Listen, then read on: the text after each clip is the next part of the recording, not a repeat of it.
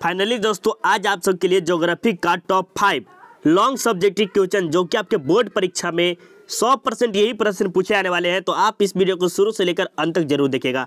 चलिए यहाँ से स्टार्ट करते हैं।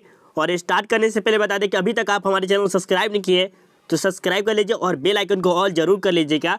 अगर आप ये सब कर लेते तो आपको इस प्रकार का दिखेगा, तो आप कर लीजिए जरूर, क्योंकि आपके ये करने में कोई पैसा वैसा तो नहीं लग रहा है। चलिए यहाँ से स्टार्ट करते हैं। और स्टार्ट करने से पहले आपको बता दें कि अगर आपको पीडीएफ चाहिए तो लास्ट तक रुकिएगा, आपको पीडीएफ ही जरूर देंगे। उससे पहले आपको बता दें कि यह जो है सेट 6 है और इसमें आपको सिर्फ लॉन्ग क्वेश्चन मिलेगा, जो कि आपके बोर्ड में एक से भी 2 प्रश्न टकरा गया तो आपके लिए बहुत ही इम्पोर्टेंट हो सकता है। तो आप इस वीडियो को शुरू से लेकर अंत तक जरूर देखिएगा, जो कि इसमें 5 ही प्रश्न लॉन्ग क्वेश्चन है और मुझे उम्मीद है कि 1 या 2 प्रश्न लड़ेगा तो लड़ेगा।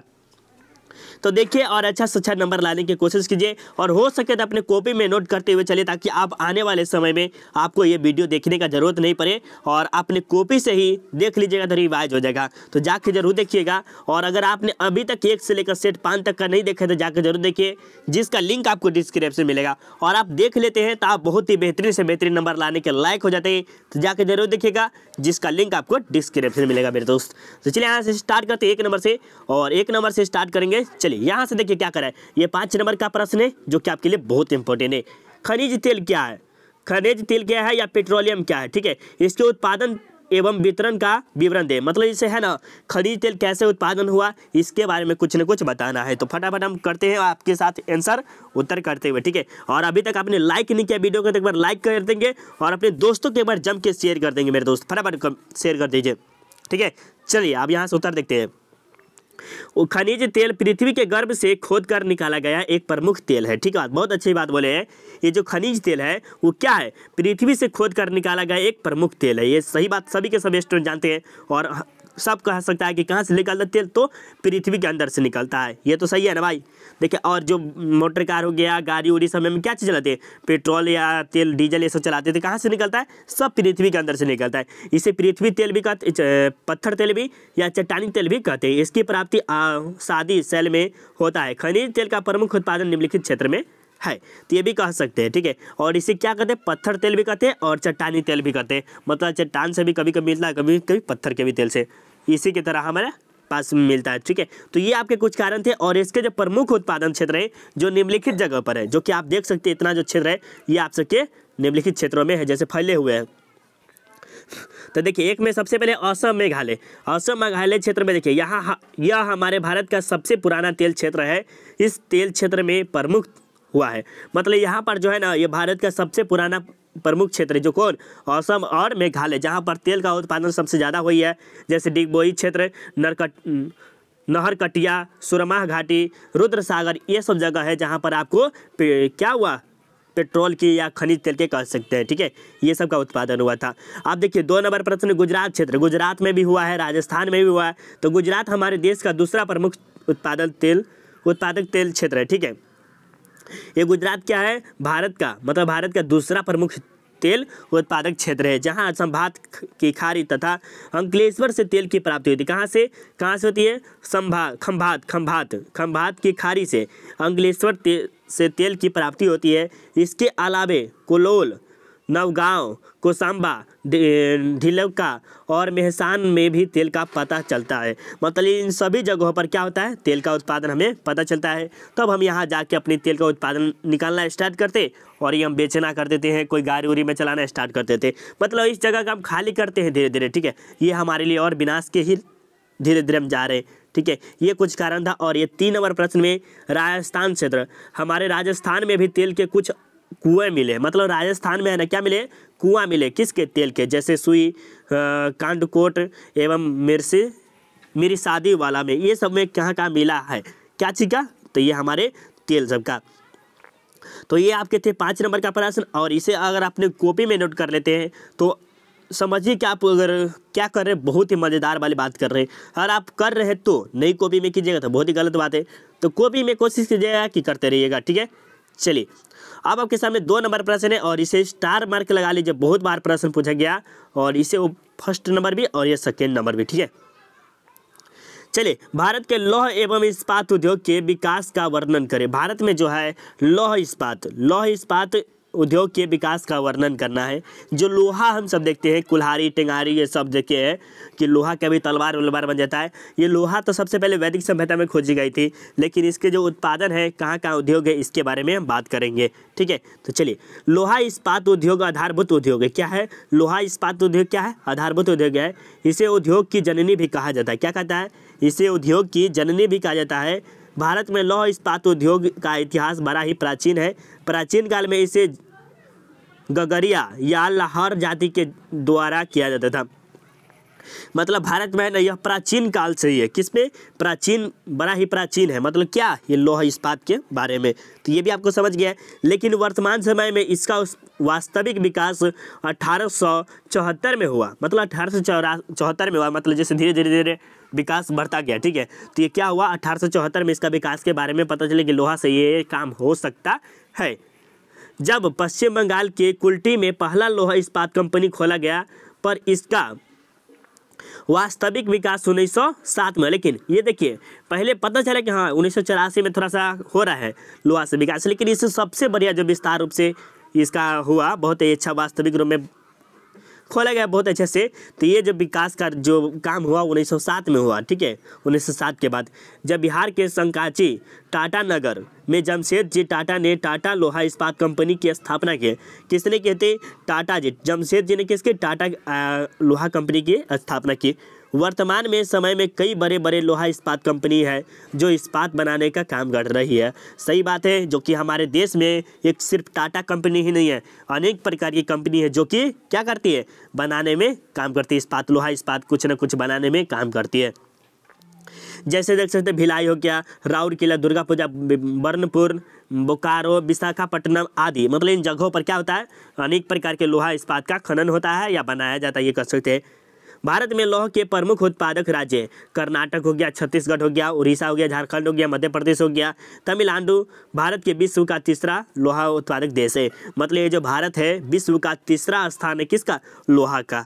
विश्व का तीसरा स्थान, जो कि आपके लिए बहुत ही अच्छी बात है हमारे भारत के लिए। ठीक है, तीसरा स्थान कोई अच्छी खराब स्थान नहीं है। ठीक है, चलिए, भारत लोहा इस्पात कंपनी पर नियंत्रण व विकास के लिए सेल का गठन किया है। ठीक है, तो ये आपके कुछ कारण थे और सही में बता रहे हैं मेरे दोस्त। अगर 5 नंबर चाहिए ना, तो आपको कॉपी में सबसे पहले नोट करना पड़ेगा। अगर 5 नंबर चाहिए कोई भी प्रश्न से, सब्जेक्टिव 5 नंबर का चाहिए, लॉन्ग क्वेश्चन आप पढ़ रहे हैं, तो लॉन्ग क्वेश्चन आपको यहाँ पर मोबाइल पर थोड़ा सा समझ में कम आएगा, बट अगर आप कॉपी में लिख लेते हैं और समझ के अगर लिख लेते हैं तो आप फाइनल एग्जाम में बहुत ही बेहतरीन लिख सकते हैं। ठीक है, तो आपको हम यही कहेंगे और कुछ नहीं कर सकते। चलिए, 3 नंबर प्रश्न में कि भारत में पवन ऊर्जा की संभावनाओं को लिखिए। भारत में जो है पवन ऊर्जा की संभावनाओं को लिखने हैं, या तो भारत में पवन ऊर्जा के विकास एवं संक्षिप्त विवरण दीजिए। मेरे दोस्त, एक आदमी जब पूछे हैं, अरविंद था या मनखुश था, यही शायद नाम था लड़का, दोनों का, दोनों में से कोई है। इन्होंने कहा था कि सर सातवाहन, यहाँ पर सातवाहन दे दिया है। सातवाहन मेरे दोस्त समझ जाइएगा मेरे, अब यहाँ पर समझा देते तो बहुत ही अच्छा रहेगा। सातवाहन जो है यहाँ पर सिर्फ सातवाहन दे दिया, आपके बाद आप कुछ भी दे। देखिए, सातवाहन पूछा, सातवाहन के बारे में कुछ लिखे, सातवाहन के बारे में एक संक्षिप्त विवरण दीजिए, सातवाहन के 50 शब्दों में लिखे, कुछ भी दे दे मेरे दोस्त, उसके बाद यही प्रश्न देना है। ठीक है, सातवाहन के जो बारे में आप पढ़े हैं उसी प्रकार यहाँ पर देखिए, भारत में पवन ऊर्जा दे दिया, उसके बाद कुछ भी दिया हो, आपको यही उत्तर देना है। ठीक है, अब चलिए आगे चलते हैं। यहाँ पर उत्तर देखिए बहुत ही गजब तरीका से दिए हैं, जो कि आपको बहुत ही तरह का समझ में आ जाएगा। पवन चक्की द्वारा तीव्र गति से चलने वाली पवन से यांत्रिक ऊर्जा को विद्युत ऊर्जा में बदला जाता है। देखिए मेरे दोस्त, यहाँ पर समझिएगा, एक ऊर्जा होता है। देखिए यहाँ पर हम बना देते थोड़ा सा, ये सर्कल के हिसाब से समझ आइएगा। ये देखिए कभी घूमता रहता है, ना करके ना घूमता रहता ना, देखिए जरूर होंगे, देखिए ना, ये कैसे रहता है? घूमता रहता है। तो ये आप देखे होंगे जरूर, जो कि कहीं कहीं देखते हैं, लेकिन यहाँ बिहार में ऐसा नहीं देखे हम भी, बट हम फिल्म में देखे होंगे। तो उससे क्या निकलता है? ऊर्जा निकलता है। क्या निकलता है? ऊर्जा, जिसे विद्युत में बदला जाता है, इसे ही पवन ऊर्जा कहते हैं। मतलब इसके बाद में क्या होता है? इसके जो ऊर्जा निकलती है उसे विद्युत में बदला जाता है, उसे हम ऊर्जा कहते हैं। यह ऊर्जा के अनवीकरणीय स्रोत है। क्या है? यह अनवीकरणीय मतलब कभी खत्म होने वाली ऊर्जा नहीं है। साथ ही साथ यह संस्था एवं प्रदूषण मुक्त है। मतलब ये इसमें है ना, प्रदूषण नहीं फैल सकता है। जैसे हम कोयला से अगर अति कर रहे हैं, उत्पादन कर रहे हैं विद्युत को, तो इसमें प्रदूषण हो सकता है, लेकिन ये जो है पवन ऊर्जा, उसमें कोई भी क्या हो सकता है, प्रदूषण नहीं फैल सकता है। जहाँ तक भारत में पवन ऊर्जा के विकास का सवाल है तो भारत में पवन ऊर्जा के विकास के लिए बहुत ही महत्वाकांक्षी योजना तैयार की गई है। मतलब भारत में भी है, ऐसा नहीं कि नहीं है, भारत में भी तैयार किया गया किसका, पवन ऊर्जा का, जिसके अंतर्गत 300 वायु चालित टर्बाइनों को विशेषता सागर तटीय क्षेत्रों के 12 अनुकूलों पर स्थापित किए गए जाएंगे। मतलब जो है 12 स्थापित किले पर स्थापित किया जाएगा। ठीक है, ये हो गया। हमारे देश में पवन ऊर्जा के संभावित क्षमता इतना मेगाबिट है, कितना है, इतना मेगाबिट, जैसे इकाई, दहाई, सैकड़ा, हजार, 10,000, मतलब 50,000 मेगाबिट है। विश्व में पवन ऊर्जा के उत्पादन में भारत का 5वां स्थान है। किसका है, देखिए तृतीय स्थान था लोहा का, विश्व में लोहा का तृतीय स्थान है, और ये जो पवन ऊर्जा है वो भारत का 5वां स्थान है, जो कि बहुत ही अच्छा स्थान है। बट फर्स्ट नहीं है तो क्या हुआ, लेकिन है तो कोई ना कोई स्थान, तो हम कह सकते हैं कि हमारे देश का बहुत ही अच्छा है। लेकिन क्या कहें, थोड़ा सा ये सब बनना नहीं चाहिए, बहुत ही अच्छा थोड़ा थोड़ा है और थोड़ा सा खराब भी है। पवन ऊर्जा के लिए तमिलनाडु, राजस्थान, गुजरात, महाराष्ट्र एवं कर्नाटक में अनुकूल परिस्थितियां है। मतलब जैसे है ये पवन ऊर्जा के लिए, जिसे हम अभी जस्ट अब आपको बताएं कि चक्की की तरह रहता है, ऐसे रहता है, यहाँ पर एक ऐसे हो गया और ये घूमता रहता है। कौन, ये जो ईज देखे, ये वाला जो है घूमता रहता है। आप देखे जरूर होंगे मेरे दोस्त, आप देखे जरूर होंगे, और ये घूमता रहता और उससे देखिएगा तो हवा जैसा निकलता, जैसे पंखा नहीं होता है उसी प्रकार का निकलता रहता है, जो कि तमिलनाडु में है, राजस्थान में, गुजरात में, महाराष्ट्र में, कर्नाटक, इन सभी स्थानों पर परिस्थिति उपस्थित है, रखा गया है। गुजरात के कच्चा में लांबा पवन ऊर्जा एशिया का सबसे बड़ा संयंत्र है। ये दूसरा बड़ा संयंत्र तमिलनाडु के तूतीकोरिन में है। और देखिए सबसे बड़ा जो है गुजरात के लांबा है, क्या है, एशिया का सबसे बड़ा है, और दूसरा जो है तूतीकोरिन में, तमिलनाडु के तूतीकोरिन में है, जिला में है। ठीक है, तो ये भी अच्छा खासा आपको याद करना बहुत जरूरी था, जो कि आपके लिए 5 नंबर का है, और 3 नंबर प्रश्न आपके हो गए हैं। चलिए आप 4 नंबर प्रश्न पे चलते हैं, और 4 नंबर भी प्रश्न आपके लिए बहुत इंपॉर्टेंट है। चलिए मेरे दोस्त, आप पानी पी लिए और ज़्यादा आप अच्छे खासे से बोलेंगे आपको। चलिए 4 नंबर प्रश्न में कि खनन क्या है, खनन को प्रभावित करने वाले प्रमुख कारकों को बताएं।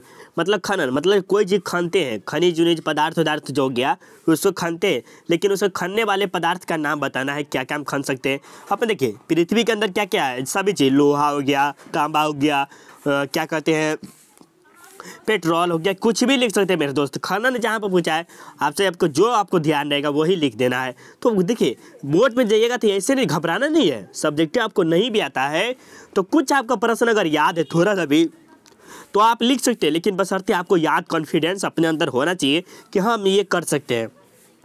नहीं कहता आई कैन डू इट, मतलब कोई भी काम को अगर आई कैन डू इट कहिएगा ना, मतलब अपने आप पे पूर्ण विश्वास होना चाहिए कि हाँ मैं ये कर सकते हैं, तो ये आप ये कर सकते हैं। सब्जेक्टिव नहीं भी याद, थोड़ा सा भी याद रहेगा तो आप ये कर सकते हैं। ठीक है, तो चलिए यहाँ से स्टार्ट करते हैं। देखिए पृथ्वी के गर्भ में धातुओं, अयस्कों, औद्योगिक तथा अन्य उपयोगी खनिजों को बाहर निकालना खनिकर्म या खनन कहलाता है। देखिए इसे क्या कहते हैं, खनन को भी क्या कहते हैं, खनिकर्म या खनन भी कहते हैं। 2 अंक के नाम है जो कि आपके लिए बहुत ही इंपॉर्टेंट है। देखिए क्या कहते हैं, पृथ्वी के अंदर क्या रहता है, धातु रहता है, अयस्क, औद्योगिक, अन्य उपयोगी पदार्थ रहते हैं, जैसे खनिजों को बाहर निकाला जाता है। सही बात है कि हम उसको बाहर निकाले क्या करते हैं, तब उसके कुछ न कुछ काम करते हैं।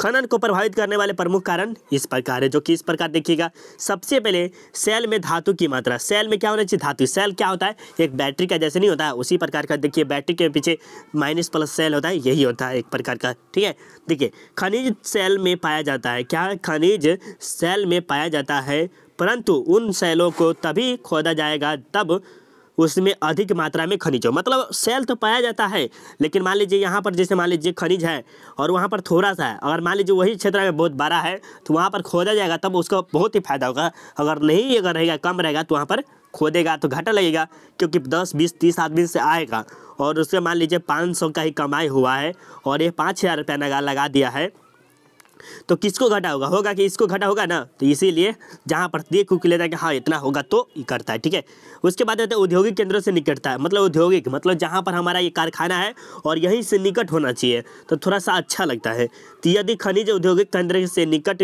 होगी तो खनिज फायदेमंद होगा। सही बात है, मान लीजिए आपको ढोने होने का कोई रिस्क नहीं लगेगा, जल्द मान लीजिए यहाँ पर मेरा खनिज जो है, मेरा दुकान है यहाँ पर, और यहाँ से हम सामान लाने जाएंगे तो कोई पैसा लगेगा? नहीं लगेगा, ज़्यादा खर्चा नहीं होगा। लेकिन वही सामान मेरा सामान यहाँ पर है और हम चल जाएंगे पटना लाने, तो पटना से क्या होगा, बहुत ही दूर है, तो यहाँ से लाने में भी भाड़ा बहुत लग जाएगा, तो ये मेरा बहुत ही नुकसान हो सकता है, बहुत ही फायदेमंद नहीं होगा। ठीक है, तो ये भी कुछ कारण था। अयस्क का भंडार, अयस्क का भंडार मतलब कि जो लोहा हुआ हो गया, इसका भंडार बहुत ही ज़्यादा रहना चाहिए एक जगह पर, ताकि हम यहाँ पर खनन करें तो हमें बहुत ही फायदा हो।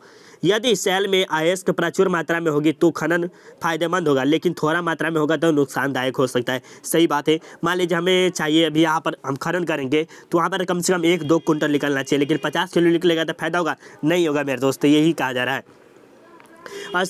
अयस्क की गहराई, यदि अयस्क की भूमि तेल से काफ़ी नीचे होगा तो खुदाई ज़्यादा खर्च होगा, फायदेमंद नहीं होगा। सही बात। अगर मान लीजिए बहुत ही गहराई पर अयस्क मिलेगा तो हमें खुदाई करते बहुत ही क्या होता है, खर्च लग सकता है, तो इससे हमें फ़ायदा भी हो सकता है और घाटा भी हो सकता है। लेकिन ज़्यादातर क्या होगा तो फायदेमंद नहीं हो सकता, घाटा लग सकता है। तो ये आपके कुछ कारण थे, टर्म थे जो कि आपके लिए बहुत इंपॉर्टेंट थे, और इसे अच्छी तरह से याद कर लेंगे मेरे दोस्त। तो ये याद कीजिएगा तभी आपके 5 नंबर आ सकते हैं। तो ये भी 5 नंबर का था। नहीं याद कीजिएगा तो ज़िंदगी में कभी नहीं आ सकता है। तो आपको हम यही कहेंगे कि एक बार और रिपीट कर लीजिए, अभी आपके पास समय है।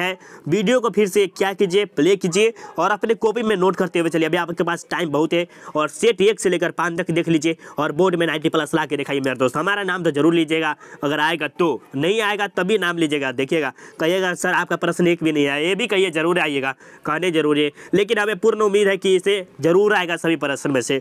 पूरा देखिएगा तब आप अच्छा खासा ला सकते, नहीं तो कभी नहीं ला सकते। हम यही कहेंगे, चाहे हम कितना आप हमसे कहिएगा घूस दे दीजिए तभी भी नहीं होगा मेरे दोस्त। यहाँ पर आपको क्या करना पड़ेगा, पढ़ना पड़ेगा तो पड़ेगा। ठीक है, और ये आपके 5 नंबर प्रश्न नहीं है, जो कि 2 नंबर का प्रश्न। अगर 3 नंबर ये भी प्रश्न आप 5 नंबर का बना सकते। कैसे, देखिए मेरे दोस्त बना के कैसे बताते हैं। देखिए, चतुर्थ क्रियाकलाप किसे कहते हैं? चतुर्थ क्रियाकलाप किसे कहते हैं? इसके 4 उदाहरण दीजिए। क्या कहते हैं? चतुर्थ क्रियाकलाप किसे कहते हैं? इसके 4 उदाहरण दीजिए। तो चलिए देखिए, चतुर्थ क्रियाकलाप अनुसाधन और विकास पर केंद्रीय होते हैं। क्या होते हैं? चतुर्थ क्रियाकलाप उसे कहते हैं जिसमें अनुसाधन और विकास पर केंद्रीय रूप से ध्यान दिया जाता है, उसे हम चतुर्थ क्रियाकलाप कहते हैं। यह भी लिख दीजिए, बस हो गया। विशिष्टीकृत ज्ञान, विशिष्टीकृत क्या है? ज्ञान है। प्रौद्योगिकी कुशलता और प्रासंगिक सामर्थ्य से संबंध सेवाओं के उन्नत नमूने के रूप में देखा जाता है। इसके अंतर्गत मानव के कानून भी आता है। किस में थी? हमारे चतुर्थ क्रियाकलाप में कानून आ गया, वित्त आ गया, शिक्षा आ गया, शोध आ गया और संचार आ गया। संचार से जुड़ी गतिविधियों को शामिल किया गया है तथा इस प्रक्रिया का संबंध सिर्फ ज्ञान से है। और इसमें चतुर्थ क्रियाकलाप के 4 उदाहरण देना है, तो 1 नंबर में दे दीजिएगा कानून, वित्त दे दीजिएगा, शिक्षा दे दीजिएगा, शोध दे दीजिएगा, संचार दे दीजिएगा। तो कानून जब दीजिएगा पहले कानून दे दीजिए। ठीक है, कानून। ठीक है, यहाँ पर देखिए डैश दीजिए, और यहाँ पर कानून के बारे में क्या जानते हैं आप दे दीजिए, शिक्षा के बारे में क्या जानते हैं, संचार के बारे में। 2 से 3 प्रश्न बना दिए, आपको 5 नंबर मिल जाएगा मेरे दोस्त। तो यहाँ पर 5 नंबर मिल गया, तो आपको बनाना पड़ेगा, नहीं तो कभी नहीं होगा। ठीक है, तो आपको हम यही कहेंगे कि अगर सेट से 1 से लेकर 5 तक देख लीजिए जाकर, जिसका लिंक आपको डिस्क्रिप्शन में मिलेगा। चाहे history, political science, economy, psychology, जो भी सब्जेक्ट आपका है उन सभी का सब्जेक्टिव बना हुआ लिंक डिस्क्रिप्शन में मिलेगा। ठीक है, और आप कल 7 सेट जल्दी ही आ जाएगा। सेट मैं जल्दी ही लाने की कोशिश करूंगा, 7वां सेट, जो कि आपके लिए बहुत इंपॉर्टेंट है। और अभी तक यूट्यूब चैनल को सब्सक्राइब नहीं किए तो सब्सक्राइब कर लीजिए, और टेलीग्राम पे जाकर सर्च कीजिएगा self study with Kundan Kumar, वहाँ पर आपको PDF मिल जाएगा टेलीग्राम ग्रुप के नाम से। और उससे पहले अभी तक वीडियो को लाइक नहीं किया मेरे दोस्त, एक बार लाइक कर दीजिए, थोड़ा सा हमें भी सपोर्ट कीजिए मेरे दोस्त। अभी लाइक नहीं करते तो ही, इसलिए देखिए आप सबका सपोर्ट नहीं रहता, इसीलिए वीडियो आप सब नहीं लाते हैं। ठीक है, जितना वीडियो सपोर्ट आप करेंगे उतना ही जल्दी हम PDF दे देंगे, वीडियो लाएंगे। और जम के एक बार शेयर कर दीजिए, और हो सके तो चैनल सब्सक्राइब जरूर कर लीजिएगा। ठीक है, thank you for watching this video. जय हिंद, जय भारत मेरे दोस्त। कैसा लगा वीडियो कमेंट जरूर कीजिएगा।